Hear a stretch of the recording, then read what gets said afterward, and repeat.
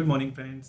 In our series of discussions on CBIC circulars issued on 17th of July 2023, today we are going to discuss a very important circular number 195. ये जो circular है ये clarity provide करता है about the treatment of parts supplied during warranty period and repair services provided during warranty. So इसको हम एक example के थ्रू पूरे सर्कुलर को समझते हैं, अलग अलग सिचुएशंस को समझते हैं कि उनकी क्या टैक्सेबिलिटी रहेगी, टैक्सेशन ऑफ सप्लाई क्या रहेगा और आईटीसी रिवर्सल का क्या स्टेटस रहेगा. So suppose A is the manufacturer of goods. Actually A is the original equipment manufacturer and B is the distributor through which the products are sold and C is the customer.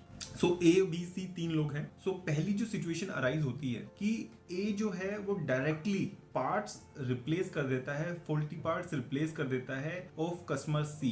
तो उस case में clarity provide की गई है circular के अंदर कि ये जो है ये सप्लाई नहीं मानी जाएगी, जो फ्री रिप्लेसमेंट है. ये जो गुड्स है ये डिलीवरी चलान के थ्रू जा सकते हैं और इसके ऊपर it is not a supply and no GST is payable on this particular part.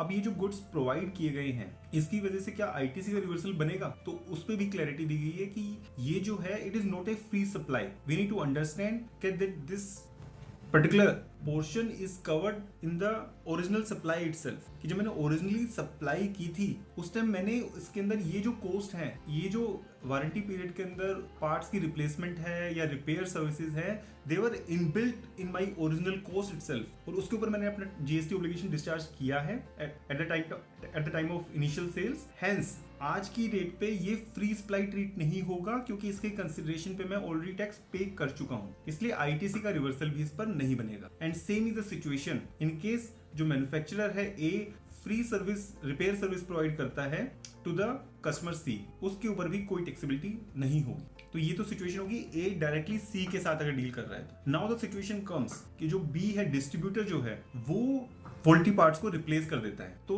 उसके पास जो स्टॉक था उसमें से उसने रिप्लेस कर दिया. तो अब उसमें एक सिचुएशन ये बनेगी कि जो मैन्युफैक्चरर ए है या तो वो गुड्स ए बी के पास प्रोवाइड कर देता है फ्री ऑफ कॉस्ट बेसिस पे, तो उस केस में उसको ना ही तो वो सप्लाई ट्रीट होगी और ना ही उसको आईटीसी रिवर्स करना पड़ेगा. इफेक्टली क्या हो जाएगा कि जो फर्स्ट सिचुएशन हमने डिस्कस की थी कि ए सी को प्रोवाइड करता है, इस पर्टिकुलर सिचुएशन में ए जो है बी को गुड्स प्रोवाइड कर देता है फ्री ऑफ कॉस्ट. इसलिए जो आईटीसी और टैक्सेबिलिटी है वो सेम ही रहेगी क्योंकि बी ने गुड्स यूज किए और ए ने वो स्टॉक जो है इन्वेंट्री जो है रिप्लेनिश कर दी बी की. तो इसलिए situation will remain the same. एक सिचुएशन इसमें और अराइज हो सकती है कि जो बी है वो गुड्स के लिए इनवॉइस रेज कर देगा ए को कि जी ये गुड्स मैंने आपके बिहाफ पे यूज किए हैं for warranty product replacement to see और इसलिए मैं आपको इनवॉइस कर देता हूँ. तो उस केस में उसने इनवॉइस कर दिया, उसके ऊपर टैक्स डिस्चार्ज कर दिया.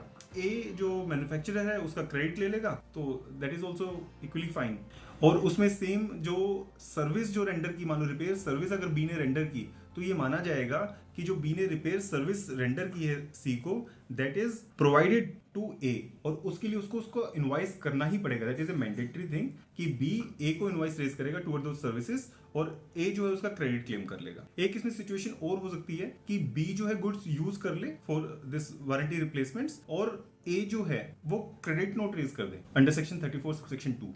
तो उस केस में जो ए है वो अपनी आउटवर्ड लायबिलिटी कम कर लेगा और बी जो है उसको अपना आईटीसी रिड्यूस करना पड़ेगा. तो अगर ये दोनों कर लेते हैं तो दैट इज ऑल्सो परमिटेड. सो ये दोनों सिचुएशंस इसके अंदर सर्कुलर के अंदर क्लियरली उन्होंने प्रिस्क्राइब की है कि ए अगर करता है तो क्या होगा सिनेरियो और बी अगर करता है तो क्या सिनेरियो होगा. एक चीज इसमें और क्लैरिफाई की गई है in relation to extended warranty. So extended warranty के अंदर दो सिचुएशंस बनती हैं. एक तो एक्सटेंडेड वारंटी जनरली क्या होता है, हम गाड़ी लेने गए या कुछ भी इक्विपमेंट लेने गए तो उस टाइम हमें ऑफर किया जाता है कि that much warranty is with in this price से 2 years 3 years, तो वो तो इंक्लूडेड है but you have the customer has the option to seek a extended warranty of some years.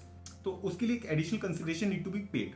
तो अगर आपने ये जो ऑप्शन है एक्सटेंडेड वारंटी की ये उसी टाइम एक्सरसाइज की और वो जो कॉस्ट है आपने पे कर दी at the time of purchase of equipment itself, तो उस केस में उसको कंपोजिट सप्लाई ट्रीट कर लिया जाएगा और जो पूरी कंसिडरेशन है उसके ऊपर जो गुड्स का रेट है वो ही रेट लगेगा. अब दूसरी सिचुएशन अराइज होती है कि जो एक्सटेंडेड वारंटी है वो आपने लेटर स्टेज पे ली, आपने गुड्स परचेज कर ली, you have started using those goods और जब आपकी वारंटी खत्म होने वाली थी जो इनबिल्ट वारंटी थी, then you went to the manufacturer और distributor to have the extended warranty. तो उस केस में जो ये एक्सटेंडेड वारंटी है, this is a separate contract, it is not part of the original supply itself. तो इसके लिए जो इसकी टैक्सेबिलिटी है और जो इसका ट्रीटमेंट है, that would depend on the nature of supply that is included in this particular warranty. In case उसके अंदर गुड्स प्रिंसिपल सप्लाई है, मान लो कि कोई पार्ट्स का रिप्लेसमेंट इज कवर्ड, तो उस केस में उसका गुड्स का ट्रीटमेंट लगे।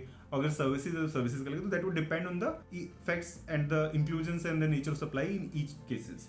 सो ये इसका सर्कुलर का टोटल जीस्ट था कि इसमें मेन क्या क्या चीजें उन्होंने कवर की है। और इसमें मेन चीज जो उन्होंने बोली है कि इनिशियली जो आप सेल कर रहे हो, उस सेल के अंदर जो वारंटी पीरियड के अंदर फ्री आपको पार्ट्स रिप्लेस करने हैं, फॉल्टी पार्ट्स रिप्लेस करने हैं, रिपेयर सर्विसेज प्रोवाइड करनी है, those all are sold at the time of initial sale itself. और जब वो सब कुछ इंक्लूडेड है और उसके ऊपर मैं ऑलरेडी टैक्स डिस्चार्ज कर चुका हूं, तो यू कांट कम एंड से कि नहीं ये तो जी फ्री सप्लाई की आपने बाद में। क्यों? क्योंकि ऑलरेडी मैंने जो कंसिडरेशन चार्ज की थी, that is inclusive of each and everything, and on that consideration I have already discharge my liability, hence those are not free supplies at a later point of time and no credit reversal is required later on. So that is coming clearly from this circular. So I hope you like this video and stay tuned for more knowledge updates. Thank you very much.